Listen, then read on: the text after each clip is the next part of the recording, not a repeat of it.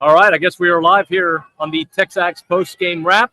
Welcome in. Texas A&M does bring victory again home to AT&T Stadium. They win in a very impressive game, 21-17, a game where in the fourth quarter the Aggies were able to get things done.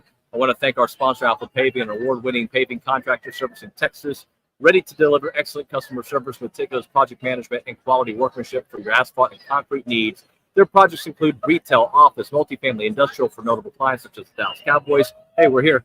H-E-B, Graystar. Visit them at alphapaving.com and let them get to work for you. So a fun game, 21-17, but I'm actually not telling the truth. It was not fun for me. I don't think it was fun for many of you.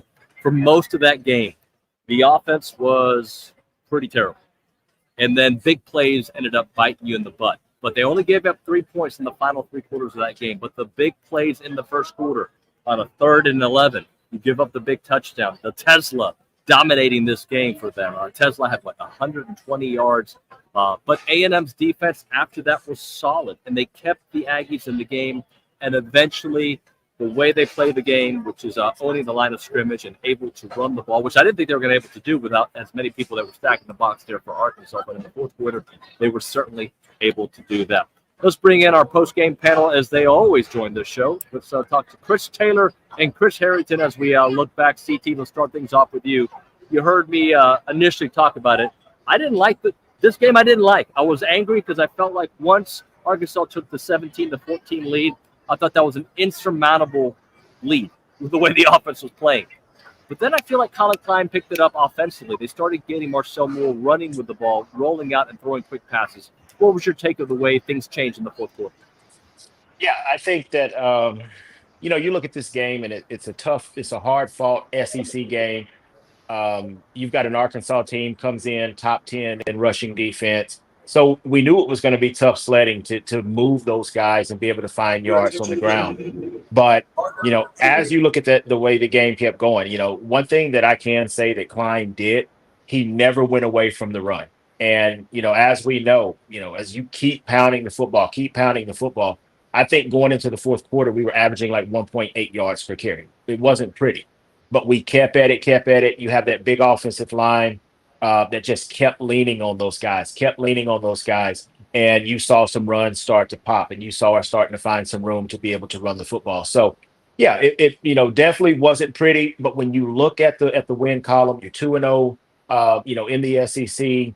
You've done what you're supposed to do. But I think what we're realizing about this football team is they're just a hard-nosed football team. They're going to run the football. They're going to play solid defense behind it. And you saw what what that defensive line was able to do, where, if we were not sacking or hitting the quarterback, we were putting pressure on him. I don't think he ever got comfortable in the game. And I think, you look, we won the turnover battle. We won the yards on the ground. And then when we needed it the most, being able to close out and to be able to put the game away by running the football. So, no, it wasn't pretty. There's still some work to be done on the offensive side of the football. But when you look at offense versus defense, it only takes one guy to miss an assignment and the whole play breaks down. Whereas you have a guy on the defensive side that makes a spectacular play. And now it looks like, oh, that's the perfect play call. So I think this team is still learning how to gel, still learning how to work as a unit. But, man, that defense played lights out. The offensive line did a great job in the fourth quarter to close out the game. So a win's a win, 2-0 in the SEC. And now you go home, you get a Missouri team that, for all intents and purposes, we can go and compete with and, have an opportunity to go 5-1. Chris Harrington, let's go to you for a moment. Here, the question that I asked Coach Elko was, after games where you didn't close out well, the Notre Dame game, you didn't close out, obviously, and that got away from you. The Bowling Green game, you didn't close them out completely because they were in the game there on the final possession. Florida, it didn't feel like you stopped them on the throat, but I never felt like they were going to lose that game. That was a complete domination. This game, kind of the reverse of that. They couldn't get anything going until they got something going, and that happened to be with a few minutes left in the game. Yeah, I'm just happy they did. this seems to be the identity. It's a big win for the team. I'm excited to see the guys. I was watching the trophy presentation, the last one there in Jerry World. So I'm happy for the team. They continue to find a way to win. Continue to come up with big plays on defense. I think it's bend but don't break.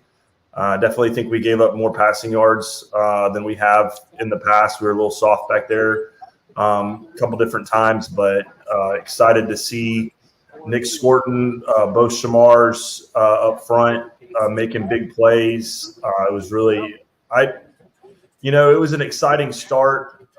There was a couple big plays, but we settled in, we kept in it, and we found a way to win at the end. So excited for the guys.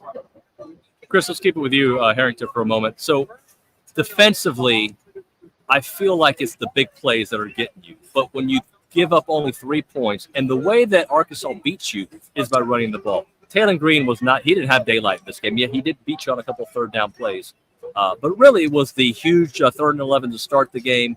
And then obviously the, fake rugby punt that they did there to make it 14 points. Overall, the defense, even though they gave up some big plays, they really didn't let Arkansas get going.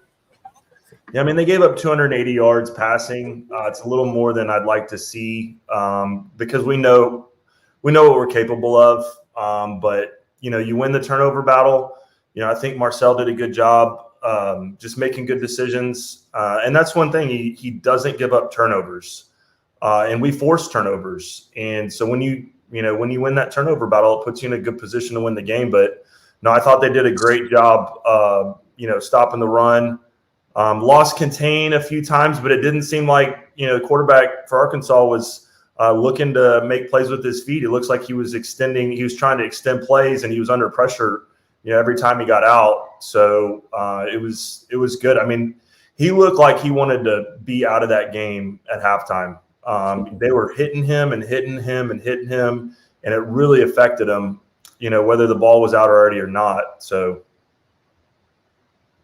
let me go to you. Offensively, the Aggies won a game where Marcel Reed really wasn't very accurate for most of the game.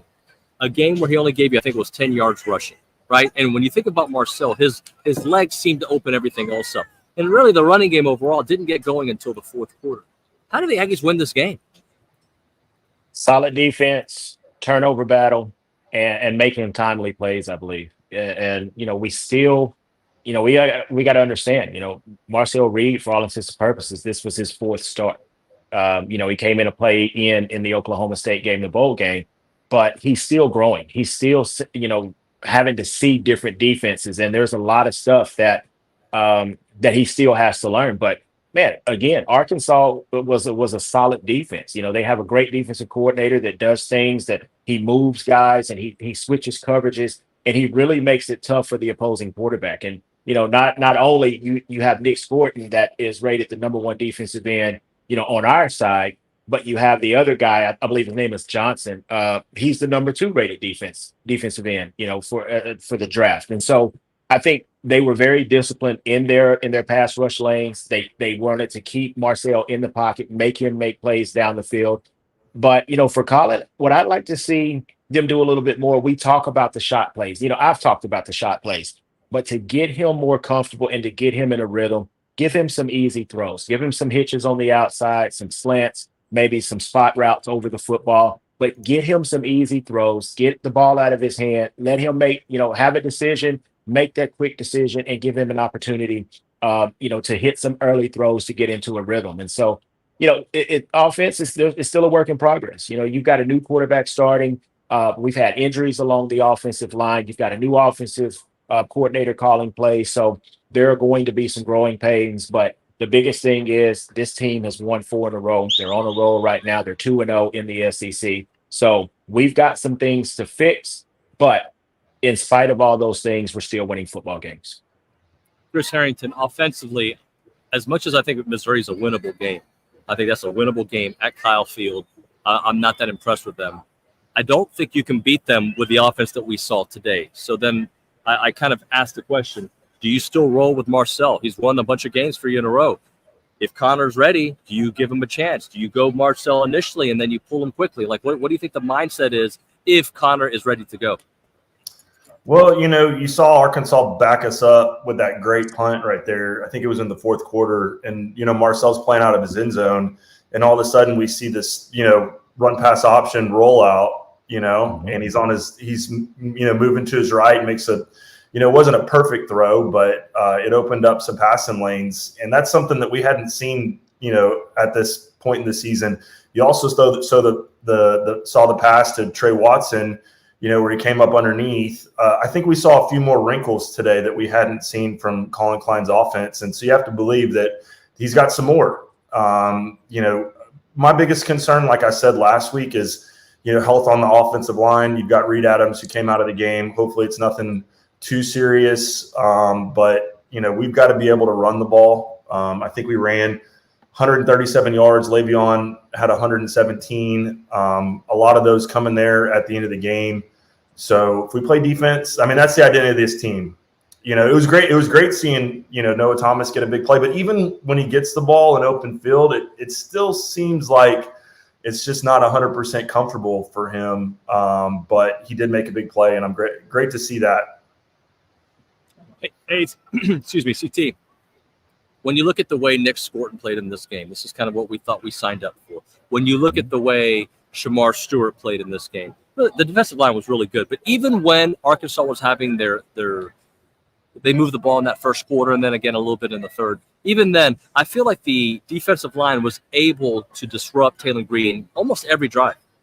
Yeah, when you have guys that are they can get after the quarterback the way Stewart and Scorton can, you give yourself an opportunity to help those guys on the back end. And there was a play that the quarterback was rolling and running for his life, and Albert Regis was chasing him. And I looked and I was like, there's no way a guy weighing 315 pounds is running like that. You have guys that play along that defensive front that can make plays. They're disruptive, and they're able to rotate guys in and out of there. So when you're able to get pressure and to be able to affect the game from a defensive line standpoint, you're giving your guys on the back end an opportunity to be able to make plays, being able to know that the football is coming out quick and be able to drive on some of those throws. And so as that back seven, the linebackers and our secondary are still learning the system, still getting acclimated, still getting a feel for working and dropping into zones with each other. Having a defensive line and having those two guys on your book end that can get after the quarterback is very important. So huge day for both of those guys. Both of them caused turnovers today. And, that is the thing. Keep putting that pressure on the quarterbacks. Never let them get comfortable and get settled in, and to be able to get into a rhythm. And I think that's going to help our back end, and you're going to see that defense get even better as the year goes on. Chris Harrington, Le'Veon Moss has been the MVP offensively for this team, like this year. And it seems like with his games, he's got some okay numbers throughout, right? Averaging 4.5 yards per carry, but they haven't given him. And then the dam breaks, right? What is it about the way this offensive line and Le'Veon Moss, as the game gets going, is when he really starts going? Well, I think it goes back to the offense. The offseason. These guys have been training hard. You talk to Le'Veon, he added 10 pounds on. He looks like a man out there. These offensive linemen, these guys have been training. They're eating right. They're doing everything right, and they're finishing games, which is what we didn't see under Jimbo Fisher. It's off season, it's strength and conditioning, it's mental, it's the attitude that they take to the field. Nick Scorton is he's the heartbeat of this team, and everybody's following his work ethic, the way he plays the game, finishes the game. And that's the most exciting thing for me, being a heartbeat, motor guy. I love to see, like you said, Albert Regis, sideline to sideline, chasing him down. I love seeing Cassius Howell. He should have had a pick six there when he dropped in the flats, and I saw it coming. I actually I missed one of those pick sixes in the NFL, but I think I would have made that team if I would have made it. So I feel for him, but you got to. And I think we had 2 picks that we should have had that we didn't have. You get those turnovers, all of a sudden it's a completely different ball game. So we're there in position. We're playing hard. We look good. Offensive line got to stay healthy, but these guys, they got it. They're big, strong, physical guys, and they're making plays when they need to make plays and wearing down the other teams. All right, let's both close out. All three of us close out with this thought. So I thought, and tell me what you guys think here. This Arkansas game could put us down a certain path. You win this game, it sets up a huge showdown with Missouri. It's going to be a top 10 team on a bye week coming to Kyle Field, right? It sets you up to be in that conversation we've been talking about, guys, like that we've been craving since 2020. It sets you up for that. You lose this game, it sets you up to be maybe an 8-4, 7-5 type of team. I'm not saying that because they won this game, they're going to be a playoff team, but I guess how I want us to kind of look at it, what's at stake this weekend, considering after that you have a bye week in Mississippi State? The fact that they took care of business sets up such a great trajectory. Chris, take it from there. Harrington followed up. Yeah, it's great momentum. They just keep finding a way to win. I love the attitude of this team, its identity, it's hard-nosed football, and I have confidence that they're going to do whatever it takes. If they're in position to win a game, they're going to, between Scorton, Scooby Williams, Dalton Brooks did a great job. Offense played well enough. We ran the ball well enough. I love the attitude of this team. I love its identity as it's developing, and it's my kind of football. CT? Yeah, I think the schedule sets up favorably for us. And, you get the quote unquote, your toughest opponents. We get them at Kyle. And so you've got Missouri coming in this week. You get the bye week. You've got to travel to Mississippi State. But I think all those road games are very winnable as you look at the schedule. And so, I think if we can clean up some things, find an identity or not necessarily find an identity on offense, but be able to be more effective. Yes, being able to have more rhythm on offense. But the things that I really want to see cleaned up are the discipline plays. You see the things there at the end of the game. Those are things that cost you ball games when you're playing a very good team like a Missouri, like a LSU, like Texas when they come to town. So the schedule sets up. We have an opportunity to control our own destiny. You've got Missouri this week. Go get healthy, get in the training room, watch some tape, make sure that you're buttoned up on everything that's coming. But, the opportunity is there. This team, it really does look like that 2020 team. We've just got to figure out the offensive side. But the defense, being able to turn the ball over, give our offense short fields, man, we've got a chance. So one game at a time, you only can go 1-0 each week, and it starts this week with Missouri. I lied to you guys. I want to bring up one other thing. Nick, pull up that tweet or that YouTube comment that just came up about the strength and conditioning, because I think that is something. Look the strength and conditioning guys now seem like they may be a difference maker. And I want to hit that because of what we saw in the fourth quarter when the going got tough. A&M got tougher. Just both of you guys talk about the mental resilience and the physical resilience that we saw there in the fourth quarter. CT, start us. Yeah, I was going to say I was going to let Harrington have that one first because the weight room was not typically my friend back then. But I understand the importance of it, being able to finish those games. And, again, Arkansas came in, 8th ranked defense, against the rush. Something had to give. And you've got those 300-pounders continuing to lean on you. And again, I think I said it last week. Last year, I worry about our team being able to finish this type of, this kind of dogfight, if you will. And they were able to lean on that front forward, able to push those guys around. And that goes back to that strength and that conditioning and being able, you're eating right. You're doing all of those things. And so I think the strength and conditioning program is miles ahead of where we were last year. It gives us an opportunity to be able to finish games like we need to. And you saw that in the fourth quarter as that offensive line kind of asserted its dominance, and they were able to push Arkansas around and let Le'Veon get loose on a few of those runs. Mr. Harrington? Yeah, being up in College Station for fall camp a few times and getting to meet Tommy Moffitt and working with them on some nutrition things. The program's doing everything that they can to put these guys in position to be successful. I think last year you got a bunch of guys that are eating McDonald's and a lot of fast food, and that's just not happening now. It's not allowed. You have to fuel your body. You need good proteins, and the off-season program that they went through at the lead of Nick Scorton, by the way, he was the guy setting the bar. They put him through hell, and it's putting him in a position to, win games here in the fourth quarter, and that's awesome to see because those are all things we can control. The preparation's there. They're fueling their body right. They've done the off-season conditioning, and it's translating on the field, and it's so exciting to see. All right, guys. Thank you so much for joining us once again. I appreciate you both very much. So that's going to do it for our post-game wrap. Thanks to Alpha Paving, A&M wins 21-17. They have now won 4 straight games. It sets up a showdown with Missouri. Tomorrow, I'll have the Luchador podcast with Billy Lucci and, of course, TexAgs Live on Monday morning. Thanks so much for watching. We'll catch up with you all very soon.